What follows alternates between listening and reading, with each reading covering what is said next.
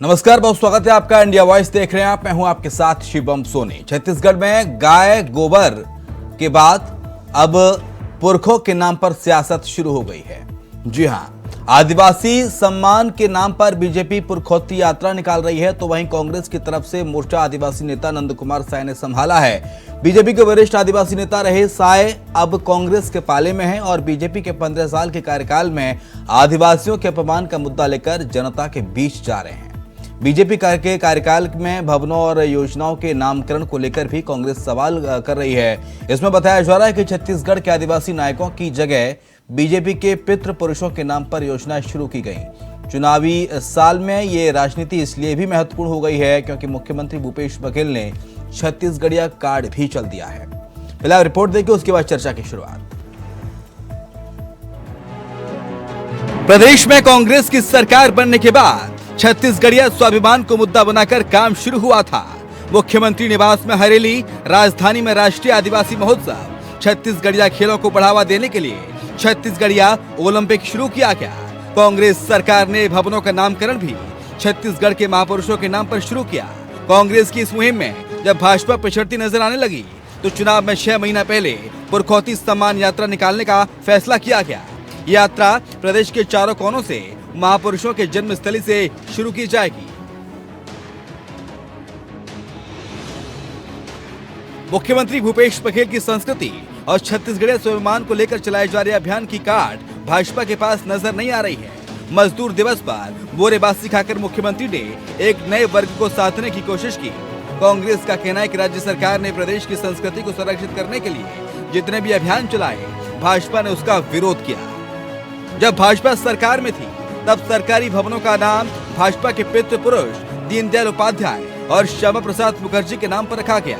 अब जनता को गुमराह करने के लिए पुरखौती यात्रा निकाली जा रही है। भगवान बिरसा मुंडा जी के बलिदान दिवस के अवसर पर भाजपा अनुसूचित जनजाति मोर्चा के द्वारा विभिन्न 5 स्थानों पर आदिवासी पुरखौती सम्मान यात्रा का शुभारंभ किया जाएगा।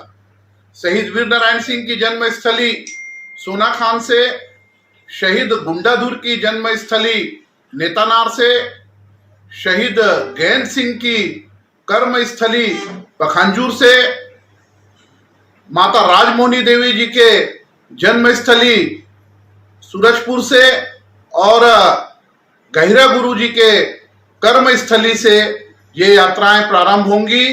और इन यात्राओं का मुख्य उद्देश्य आदिवासी समाज के हमारे इन पुरखौती लोगों के, इन नेतृत्वकर्ता लोगों के कृतित्व से समाज को अवगत कराना और समाज को जागरूक करना है। 15 साल के रमन भाजपा शासनकाल के दौरान भाजपा सिर्फ दीनदयाल उपाध्याय जी और श्यामा प्रसाद मुखर्जी जी को याद करती थी। छत्तीसगढ़ के हमारे पुरखों को, छत्तीसगढ़ के महान विभूतियों को, छत्तीसगढ़ के महान जननायकों को भुला दिया गया था। मुख्यमंत्री भूपेश बघेल जी की सरकार जब हमारे पुरखों के बताए मार्ग पर चलकर छत्तीसगढ़ के विकास की, हमारे पुरखों के सपनों को साकार किया और छत्तीसगढ़ के महान विभूतियों का सम्मान किया, तब भाजपा को पुरखों की याद आई। असल में भाजपा को छत्तीसगढ़ के पुरखों की चिंता नहीं है, बल्कि भाजपा की खिसकती जनाधार की चिंता है। 15 साल के रमन सरकार के दौरान हमारे पुरखों को याद किया जाता, महान विभूतियों का सम्मान किया जाता, तो भाजपा 15 सीट में नहीं सिमटती।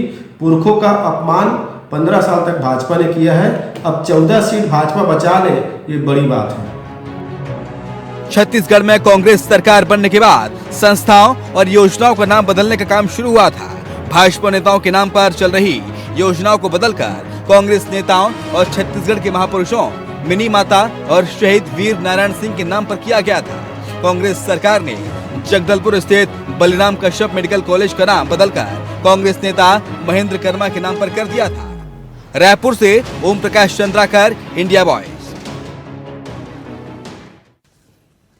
चलिए चर्चा पे आते हैं। सौरभ साहू हैं, कांग्रेस प्रवक्ता हमारे साथ हैं। हमारे साथ भूपेंद्र नाग हैं, प्रवक्ता हैं भारतीय जनता पार्टी के। हमारे साथ जल्दी होंगे गंगेश द्विवेदी, वरिष्ठ पत्रकार। लेकिन शुरुआत भूपेंद्र नाग आप ही के साथ, क्योंकि कांग्रेस पार्टी कह रही है कि पुरखों की सम्मान यात्रा नहीं निकाल रहे आपको डर है क्योंकि छत्तीसगढ़ से बीजेपी का जनाधार खिसकता जा रहा है, इसलिए महज पुरखों के नाम पर राजनीति कर रही है कांग्रेस पार्टी, बीजेपी।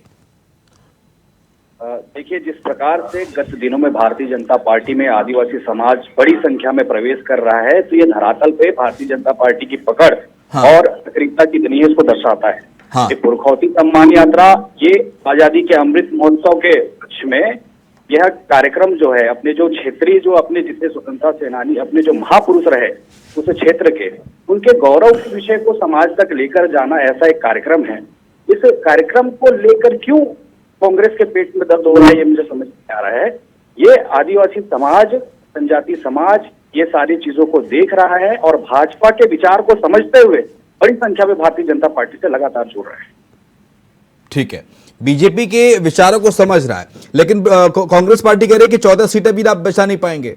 आपने 15 साल तक पुरखों का अपमान किया, आपने बीजेपी के पितृ पुरुषों के नाम पर योजनाओं के नाम रखे। छत्तीसगढ़िया इसमें झलक कहां देखी गई? जो योजनाएं चलती थी 15 साल तक रमन सिंह के सरकार में, रमन सिंह के कार्यकाल में, उसमें किसी छत्तीसगढ़िया बड़े आदिवासी की झलक दिखी आपको?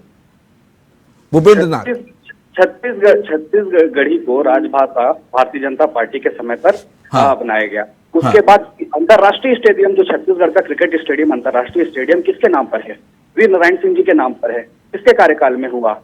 एजुकेशन हब बस्तर के उस वनांचल आदिवासी क्षेत्र में बनाया जाता है। एजुकेशन हब किसके कार्यकाल में बनता है? भारतीय जनता पार्टी के माध्यम से बनाया जाता है। ऐसे ही कई आप उदाहरण देखेंगे, जो जितने महाविद्यालय खुलते हैं, अस्पताल खुलते हैं, उसमें जनजाति समाज के में गौरव रखने वाले उन महापुरुषों का नाम उनको दिया जाता है। कांग्रेस पार्टी बता दे, अपने कार्यकाल में एक विश्वविद्यालय भी हमारे आदिवासी बंधु भाइयों के लिए एक विश्वविद्यालय भी उन्होंने खोला हो तो और उसका नामकरण किया हो तो केवल बस्तर विश्वविद्यालय, जो भारतीय जनता पार्टी का के समय पर बना था, उसका केवल नाम परिवर्तन किया है। स्वयं से किसी तो लगता है पुरखौती यात्रा से कोई लाभ मिलने वाला है बीजेपी को? आपको लगता है ऐसा? निश्चित ही लाभ मिलने वाला है। और इसके रुझान आपने कल ही देखे होंगे, कल दिनांक को ही देखे होंगे, बीते दिन की ही बात है, जो 400 की संख्या में आदिवासी समाज से जुड़े सभी लोग भारतीय जनता पार्टी में उन्होंने। ठीक है सौरभ साहू, पुरखौती यात्रा निकालने जा रही है बीजेपी, और पुरखौती यात्रा में ये जनता को जाके जनता के बीच जाके बताया जाएगा कि देखिए छत्तीसगढ़ के पुरखों का अपमान कर रही है कांग्रेस पार्टी, और कांग्रेस ने पुराने जो बीजेपी शासनकाल में नाम रखे गए उनको सबको हटा दिया, नाम बदल दिया अपनी योजनाओं के। देखिए शुभम जी, कि यहाँ पर सबसे बड़ी बात तो यह है कि जो 15 सालों में इन्होंने किया, 15 सालों तक इनको अपने जो जननायक है, आदिवासी जननायक है, जो छत्तीसगढ़ के जो मुख्य निवासी रहे हैं हमेशा से, उनके बारे में इनको ज्यादा याद तो आई नहीं। इन्होंने 2-4 नाम जरूर गिनाए, लेकिन 15 सालों तक इन्होंने राज किया। उसके आधार पर, अगर आनुपातिक आधार पर हम देखें तो उस तरीके से इन्होंने अपने आदिवासी नेताओं को और यहाँ पर जो छत्तीसगढ़ के मूल आदिवासी हैं उनको सम्मान नहीं दिया।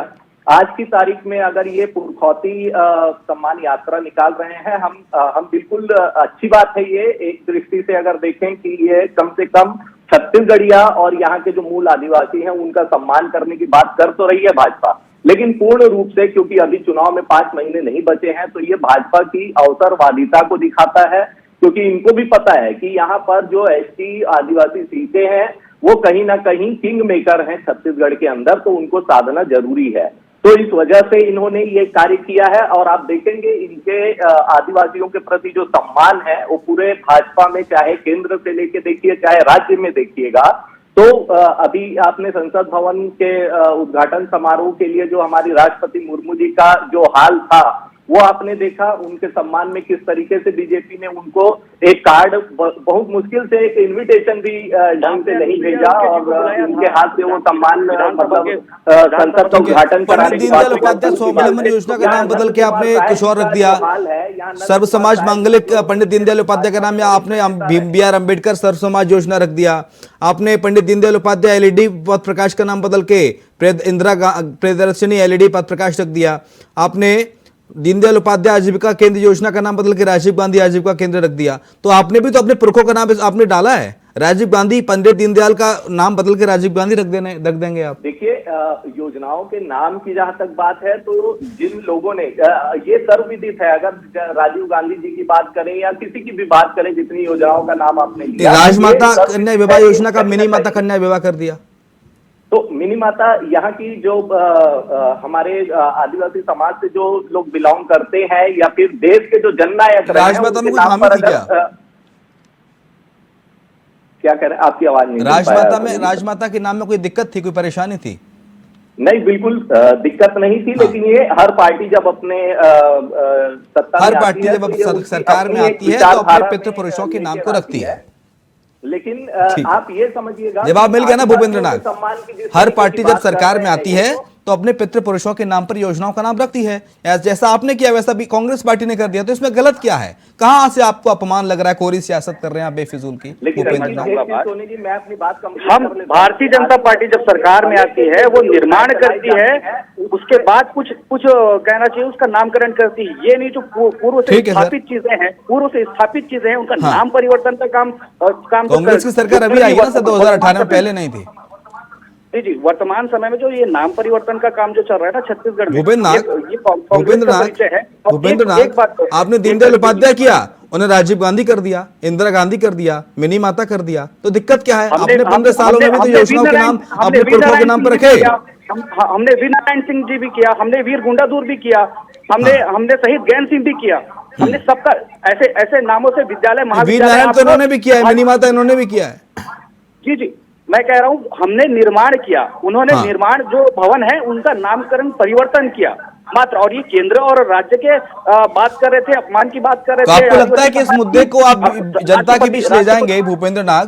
आपको लगता है कि इस मुद्दे को जब आप जनता के बीच ले जाएंगे तो जनता पर कोई फर्क पड़ने वाला है नाम बदलने वाले मुद्दों से? या जनता पे फर्क पड़ेगा कि कितने लोगों को रोजगार मिला, कितने लोगों को बेरोजगारी भत्ता मिला, कितने लोगों को मुफ्त में दवाइयां मिल रही हैं, कितने लोगों को बिजली प्रॉपर मिल रही है, कितने लोगों को पानी प्रॉपर मिल रहा है, कितने लोगों को मकान मिले? इससे फायदा पड़ेगा? ये नाम बदलने वाले या जो मुद्दा आप उठाएंगे, सियासत करेंगे जनता के बीच जाके, इससे फायदा, इससे कोई लाभ पहुंचेगा आपको?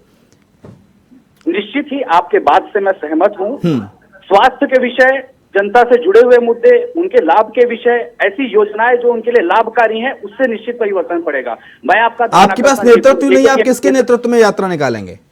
जी, मैं कांग्रेस कह रही है कि छत्तीसगढ़ बीजेपी नेतृत्व विहीन हो गई है, नेतृत्व नहीं है आपके पास, एक फेस तक नहीं आपके पास मुख्यमंत्री का। कुछ गलत फहमियां हैं जो पलते रहना चाहिए। राजनीतिक पार्टियां जो विरोध में है हमारे, मैं कहना चाहता हूं छत्तीसगढ़ में भारतीय जनता पार्टी का अंतिम पंक्ति में खड़ा व्यक्ति भी उसको प्रतिनिधित्व मिलता है भारतीय जनता पार्टी में। ये ऐसी पार्टी है। और एक बात मैं आपको बता देना चाहता हूँ, इस यात्रा में क्योंकि ये अवसर ऐसा हो गया है कि एक समय था जब शहीद वीर नारायण सिंह जी ने जब अकाल पड़ा था, तो उस समय पर जब जनता भूखी मर रही थी, उस समय अंग्रेजों से छीन कर अनाज जो है जनता में बांटा था, गरीबों में बांटा था। आज जब इस कोरोना काल के बाद से नरेंद्र मोदी जी 5 किलो चावल प्रति व्यक्ति भेजते हैं गरीबों के लिए, छत्तीसगढ़ में आदिवासी क्षेत्रों के गरीबों के लिए भेजते हैं, तो उसमें से राशन कार्ड के पीछे 5 किलो भेजकर 600 करोड़ रुपए का चावल घोटाला खा जाती है ये कांग्रेस सरकार। तो आपने उजागर किया उस घोटाले को? कितने लोगों को जेल भेजा?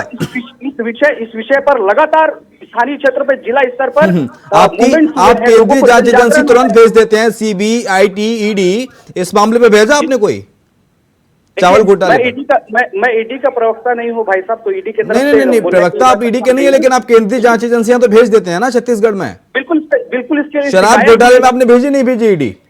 जी, इसके लिए बिल्कुल शिकायत। चावल घोटाले में भेज देते, एक बार पता चल जाता, दूध का दूध पानी का पानी हो जाता। ये विषय विधानसभा में भी उठा है। इस विषय को माननीय रमन सौरभ साहू कुछ कह रहे हैं, सौरभ साहू। जी, माननीय रमन सिंह जी ने इसे विधानसभा में उठाया है, इस प्रश्न को।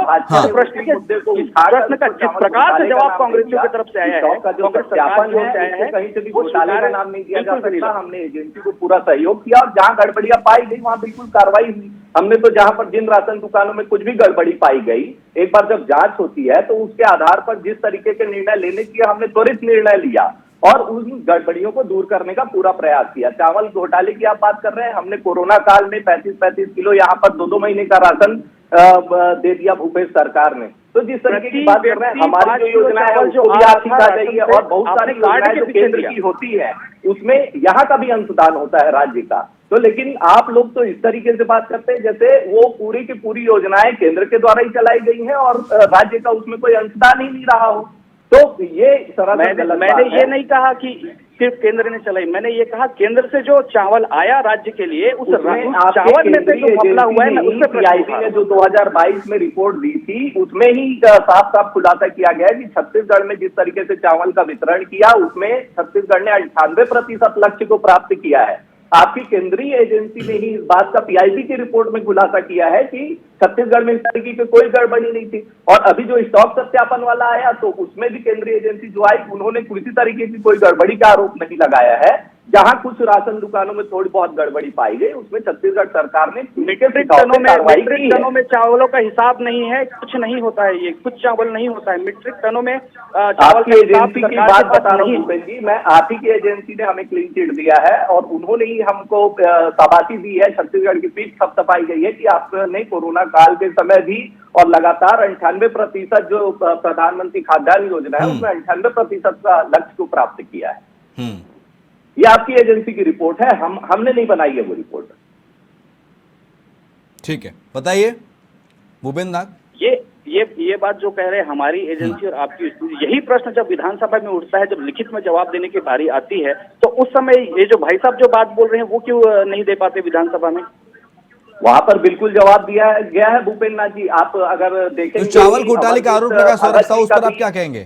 जो चावल घोटाले का आरोप बार बार बीजेपी लगाती है, तोहमत मरती है आपके ऊपर कि केंद्र से राशन भेजा गया है, छत्तीसगढ़ सरकार खा जाती है उस राशन को। मैं वही कह रहा हूँ गरीबों के राशन को खा जा रहे हैं क्या? उनका जो भी आरोप है, चावल घोटाले की बात नहीं करेंगे हम। जितने भी आरोप बीजेपी आज की तारीख में लगा रही क्योंकि उनके पास मुद्दे नहीं है, वो सब आधारहीन है, तथ्यहीन है। अमरजीत भगत जी ने माननीय ठीक है, छत्तीसगढ़िया स्वाभिमान के लिए आपने क्या किया? भूपेश बघेल बार बार मंचों से कहते हैं कि छत्तीसगढ़िया स्वाभिमान की बात होगी, छत्तीसगढ़िया अभिमान की बात होगी। छत्तीसगढ़िया स्वाभिमान के लिए कांग्रेस ने इन 4.5 पौने 5 सालों में क्या कुछ किया, बताइए।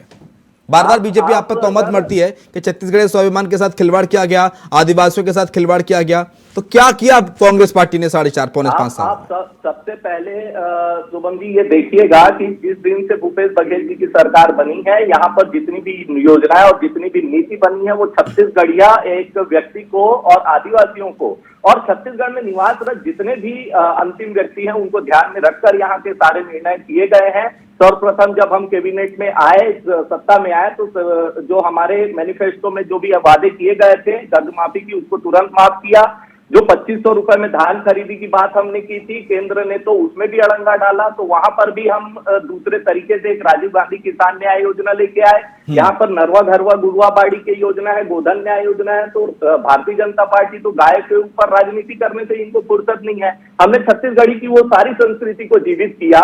छत्तीसगढ़ के अंदर जो यहाँ के लोकल जो त्योहार हैं, तीज त्योहार हैं, सारी चीजों को पुनर्जीवित करने का कार्य किया है कांग्रेस की सरकार ने। आज देखिएगा कि आज सीएम निवास में तीजा, पोरा, हर तरीके से अक्षी तिहार और जितने भी छत्तीसगढ़ के पारंपरिक त्योहार हैं उनको हर्षोल्लास के साथ मनाया जाता है। इसके साथ साथ ही अगर आदिवासी, क्योंकि छत्तीसगढ़ आदिवासी बाहुल्य क्षेत्र है, आप देखेंगे बीजेपी के शासनकाल में जो 7 से 8 वनोपज का जो एमएसपी निर्धारित था, आज 65 से ज्यादा यहाँ पर हमारे समर्थन मूल्य निर्धारित है। और हर जगह पे अगर आप देखिएगा, स्वास्थ्य के दृष्टि से भी देखिए और आत्मानंद स्कूलों में शिक्षा की दृष्टि से देखिए, हर तरफ आपको अंतिम व्यक्ति के लाभ के लिए जो योजनाएं होती है, जिसका लाभ अंतिम व्यक्ति तक पहुंच रहा है और जिससे आज सभी लोग संतुष्ट हैं। आप धनवंतरी मेडिकल की बात देख लीजिए, 70 से 75% डिस्काउंट में आज वहां पर दवाइयां मिल रही हैं, उपलब्ध करा रही छत्तीसगढ़ सरकार। हाँ। तो मुझे लगता है कि हर तरफ छत्तीसगढ़िया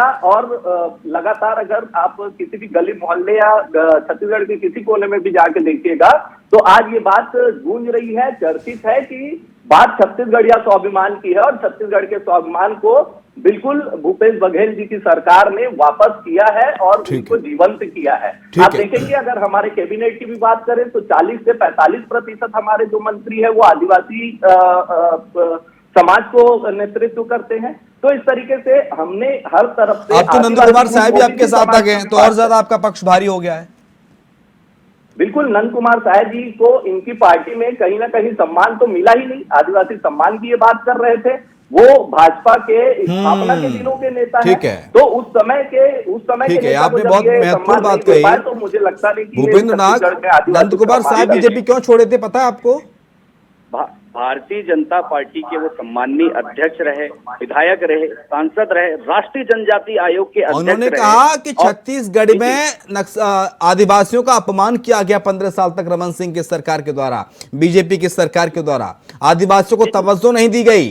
आदिवासियों के मुद्दे को उठाना वो चाहते थे लेकिन उठा नहीं पाते थे नेतृत्व की वजह से, इसलिए नंद कुमार साय ने बीजेपी छोड़कर कांग्रेस का दामन थामा। जानकारी है आपको इस चीज की? प्रेस कॉन्फ्रेंस की थी नंद कुमार साय ने उस दिन कांग्रेस ज्वाइन करते हुए, आपने सुना वो प्रेस कॉन्फ्रेंस? जी जी, कांग्रेस प्रवेश के बाद निश्चित ही भाषा में परिवर्तन उनके आया है। वो यहाँ पर थे तो बहुत ही उनको ताकत और वो सक्षम नेता थे। वे जो करना चाहते थे आदिवासी हित के लिए जितने काम होते थे बराबर उनका सुझाव उसमें आया करता था, उन सुझावों को अमल में लाया जाता था।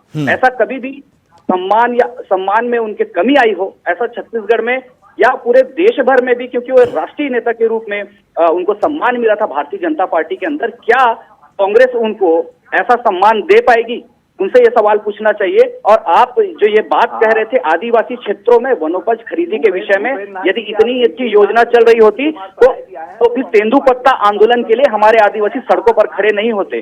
उसके बाद ये नरवा गरवा की बात करते हैं, किस प्रकार से गौठानों की स्थिति है, उसकी जब स्थिति को स्पष्ट करने के लिए हम गौठानों तक पहुंचते हैं तो कांग्रेसियों के माध्यम से क्या कहा जाता है कि गर्मियों में गाय जो है गौठानों पर नहीं लाई जाती, पेड़ के नीचे होते हैं। तो उस समय अपनी गलतियों को छुपाने के लिए पर्याप्त बहानेबाजी जो है ना कांग्रेस के पास हमेशा उपलब्ध रहता है। और अपमान की बात करते हैं, कांग्रेसी आदिवासियों के सम्मान और अपमान की बात करते हैं। आप एक आदिवासी महोत्सव करते हैं, विदेशों से आए और अन्य स्थानों से आए जनजाति समुदाय को तो आप सम्मान देते हैं, मैं बिल्कुल मानता हूं, लेकिन वे नर्तक दल जो बस्तर से और सरगुजा से वहां पर पहुंचते हैं वो भूखे लौटते हैं, चावल का दाना नसीब नहीं होता। मीडिया के साथियों के माध्यम से जब फुटेज बाहर आती है तब जाकर भड़बड़ाहट में उनके लिए आप व्यवस्था करते हैं। इस प्रकार की स्थिति आप छत्तीसगढ़ के आदिवासी भाई बहनों के साथ करते हैं, ऐसा अपमान आप करते हैं। ठीक है, सौरभ साहू जवाब दीजिए। बिल्कुल, इस तरीके की जो बात कर रहे हैं ये बहुत ज्यादा तथ्यात्मक बात मुझे नहीं लगती कि ये है, क्योंकि बाहर से मीडिया के पास फुटेज है भाई साहब। किसी भी यहाँ पर लोकल जो हमारे छत्तीसगढ़ के आदिवासी उनकी बात की, जब कोई बड़ा आयोजन होता है तो हो सकता है कि कहीं कुछ त्रुटि रह जाती हो, लेकिन जैसे ही संज्ञान में कोई बात आती है तो जैसे ही संज्ञान आयोजन में कांग्रेस के नेता को संज्ञान में आए उनके लिए पूरी व्यवस्था की गई। मैं इस बात से परिचित नहीं हूं कि उनके लिए इस तरीके की कोई व्यवस्था में कमी आई हो, लेकिन आपने खुद अपने वक्तव्य में कहा अनदेखा किया, आपने अनदेखा किया, आपने नजरअंदाज किया। वे नर्तक दल के इतने दूर वनांचल से किस आपने इतनी तवज्जो दी थी तो आप 15 साल के बाद आपकी सरकार फिर क्यों चली गई 2018 में भूपेंद्र नाग? इसका जवाब है आपके पास?